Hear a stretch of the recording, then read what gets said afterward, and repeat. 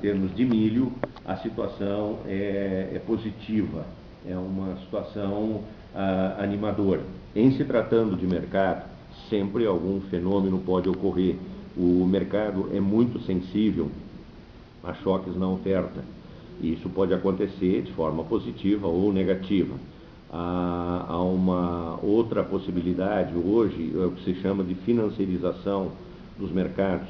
Muitos fundos de investimento ingressando no mercado de commodities, e dentre as commodities agropecuárias também.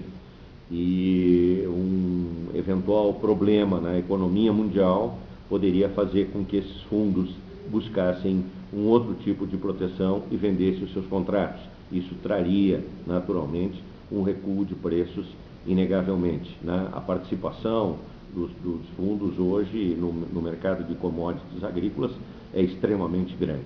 E isso tem alavancado, tem sido uma forma de alavancar preços.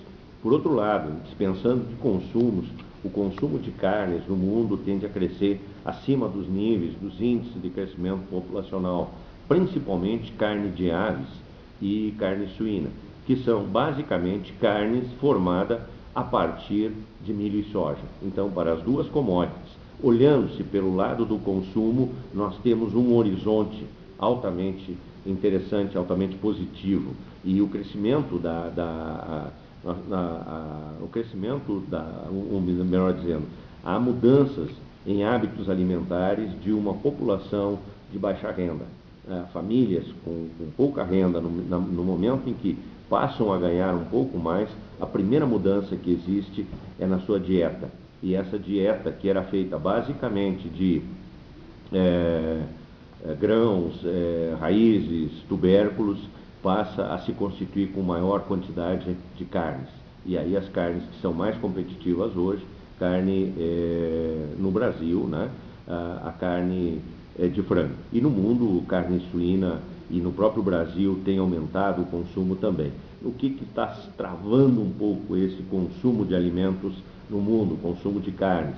É a inflação. Preços relativamente altos nos últimos tempos, né? Até em função de uma menor oferta, o uso de produtos que são transformados em carne para a produção de energia, que é o caso do milho nos Estados Unidos. São 128 milhões de toneladas de milho que os americanos usam para etanol. Para dar uma ideia, isso representa mais do que 2 vezes a safra brasileira de milho, ou mais do que ou praticamente uma safra brasileira de soja e milho juntas, em termos de volume. Então, é um grande volume, 37% do uso de milho nos Estados Unidos, projetado para 2011, 2012, é para etanol. Então, isso acabou elevando os preços dos alimentos. E é o preço dos alimentos que tem pressionado a inflação.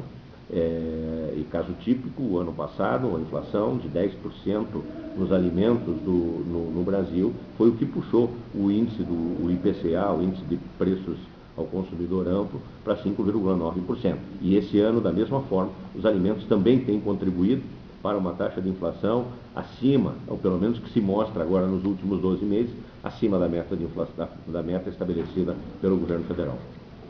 Com relação à soja, quais são as perspectivas que se tem?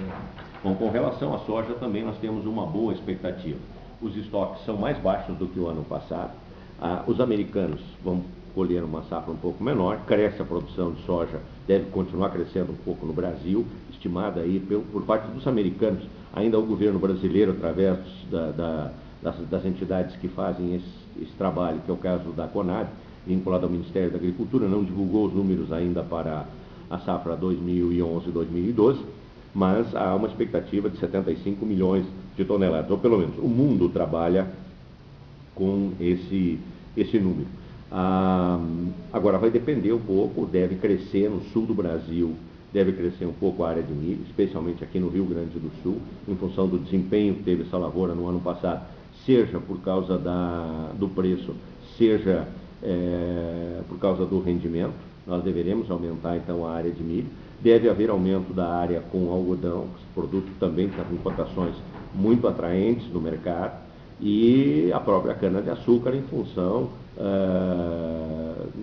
de todo o setor sucroalcooleiro, está tendo bons ganhos, né? Especialmente o açúcar, que teve uma disparada no mercado internacional. Então pode vir a ocupar um pouco, a área de soja pode ser um pouco pressionada pelos demais produtos. Isso, no caso, ajudaria, sem dúvida nenhuma, o produtor de soja.